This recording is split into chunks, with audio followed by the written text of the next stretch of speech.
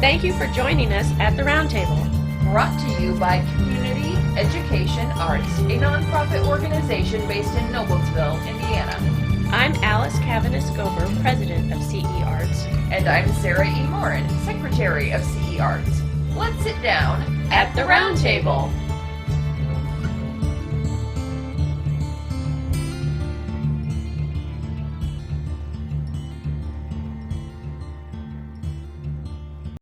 I'd like to remind you a little bit about our NICE project. Our NICE project is always based upon classic literature. There's always going to be unavoidable issues that come with the study of literature, with intolerance, prejudice, discrimination, racism, gender bias, domestic abuse, as well as problematic social inequalities due to the class systems and patriarchal dominance. Our project's goals are to breathe new life into the classics by encouraging critical thinking, in-depth discussions of themes and issues in the works selected, and to invite you to experiment with your creativity. With these goals in mind, we'll do our best to discuss any unpleasant and discomforting aspects of our book choices, with understanding the cultural context of the times in which they were written and the periods in which the stories are set, and a consciousness of how these books relate to today. The books we're studying this year are Gone with the Wind by Margaret Mitchell, Dracula by Bram Stoker, Little Women by Louisa May Alcott, and Jane Eyre by Charlotte Bronte. To further our little recap a little bit, we've already discussed racism, prejudice, intolerance, and discrimination in all four of our selected books, and we've looked at structure and its impact in each book. You mentioned how much Mitchell did her research, the 10 years of research. Yeah, and when they burned Atlanta, and she was able to go street by street with what burned and what order it went in, and all these, you could tell that she had done, anecdotes from people's real experiences. I ate that up. Yeah, I mean, she was doing that research in the mid to late 20s through the publication of the book in what was it, 1936, I think. Or I can't remember now. You said it was 1930s, but I don't remember the year. 1936. And okay. So you think about the 10 years, 1926 to 1936, she was not using Google, I mean, she was going to historical documents in museums and in war offices and, interviewing people who had, a parent or grandparent who'd been there or something. And so, this is the kind of research that we don't really see that often in today's modern storytelling, because we are so dependent on internet sources, right? We've become a culture of, I can just look that up, and she had a very different method of research that I think is one of the best things that goes into this book. We know when, for example, Ashley is kind of poignantly looking backwards at the Old South, even though he wasn't in favor of slavery, right? He loved the life he had that was built on slavery, correct? Mm-hmm. And when his character is talking, that voice is one that Margaret Mitchell grew up hearing all the time. Mm-hmm. And when Melanie in the book, it's not in the movie, and this is very important, but in the book, when she does not want to move north because she doesn't want Beau to go to a school where Black children also attend, that's a voice that Margaret Mitchell heard her whole life growing up, right? So it's very authentic in how she manages to, she being Margaret Mitchell, how she manages to take life experience and her research and combine them into this story. I think that's probably one of the things that we, on our list of what we like, it's just so darn well written. Mm-hmm. I mean, it's just a really well-written book. Absolutely. On two parts we didn't like. This could go on forever, but we tried. We tried to keep it brief, Right. Well, obviously, we spent a long time talking about the problematic depictions of Black people. Yeah. In Scarlett O'Hara's world, she seems to see that there are three types of Black people. Mm-hmm. They're either happy to serve slaves or former slaves, depending on if it's before or after the war. Mm-hmm. They are, please pardon me, uppity blacks, Right. or the rapists. Right. That seems to be how Scarlett sees there's three options. And that is exactly what Margaret Mitchell's life experience told her as a child. That was how people in the South, in her lifetime and before, saw Black people. And unfortunately, I think, we could again address today's issues and say that there are people in our country, one might say 74 million of them, who might also feel that way today. And that's very sad. But I think that you're absolutely right.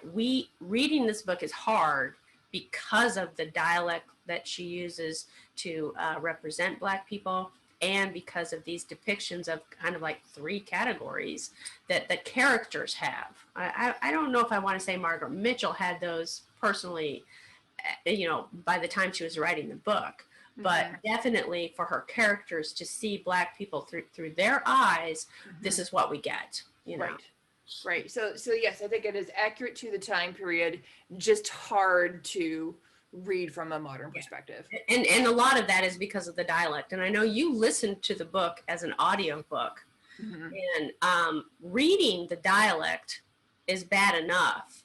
Hearing it is it's like watching the movie. It's very hard to see and hear the Black actors in the movie use the kind of dialect that, the movie required of them. And the book is it's very hard to embrace that. It's like, ugh, that we don't like that, right? What's the fix? I don't know, because we see dialect used in Mark Twain. We see dialect used in The Color Purple. We see dialect used in a lot of other famous and not famous books and movies, but Gone with the Wind seems to be the lightning rod for that problematic issue, I think, dialect. So. Right. And then we've already kind of touched on this, but is Scarlett O'Hara likable? Yeah. I definitely did not start out on her side. And even after, she was the businesswoman and the CEO, she had quite a bit of coldness and calculation to her. But I had to say that by the end of it, I'm like, Mitchell has really developed a very complete picture of a flawed human being. Yes. And so I didn't like parts of her character, but I also thought this is a really wonderful characterization of somebody who's been through a lot of trauma. And it's also a good characterization of a woman, and it could be a man, if you think about it, who just really doesn't see herself in a true way. It's like one of the most unself-aware people in the world, right? And we've all met someone like that, male or female, in our lifetime, someone who just absolutely is clueless how they come across to the rest of the world. And, even as she develops and grows in the 10-ish years of the book storyline, she's still very selfish, and she's still very self-oriented right up till the very end. I mean, she really doesn't, and that is something that at times in the story is so annoying. It's just like, oh my God. So that's one of the parts that we kind of don't like, is that we just have to endure her whiny, selfish brattiness, for however many hundreds of pages until we get to the very end. But I will say that now that I've been through this process with you, I understand her. So even when she's being a brat, I can be like, yeah, that's annoying, but it also helps. I see what you've been through. Understand her, because she is so young when so much of the trauma that she goes through happens. That there but for the grace of God go I, right? I mean, we didn't have the trauma that she experienced at age 15, 16. Sure. 17. So, we have to cut her a little bit of slack in her bad attitudes. But I think, and some of that trauma, plays over into the abusive elements of the story. And I think that that's next on our list of what we don't like, is there is a lot of abusive, violent stuff in this story, not just because of the war, but within marriages, within the white and Black relationship. All of that is hard and difficult reading, if you will. So we put that in our list of what we don't like about the book, at the same time having to come to terms with the fact that those are, I don't know, necessary elements of the storytelling, you know. They are. Yeah. Join us next time as we continue our recap discussion for the 6th annual NICE project. This has been At the Round Table with Alice And Sarah E. of Community Education Arts. Our nonprofit organization is based in Noblesville, Indiana. You can find us online at CEArts.org. We'd like to thank James Weston for writing our intro music and for his technical savvy. Join us next time At the Round Table.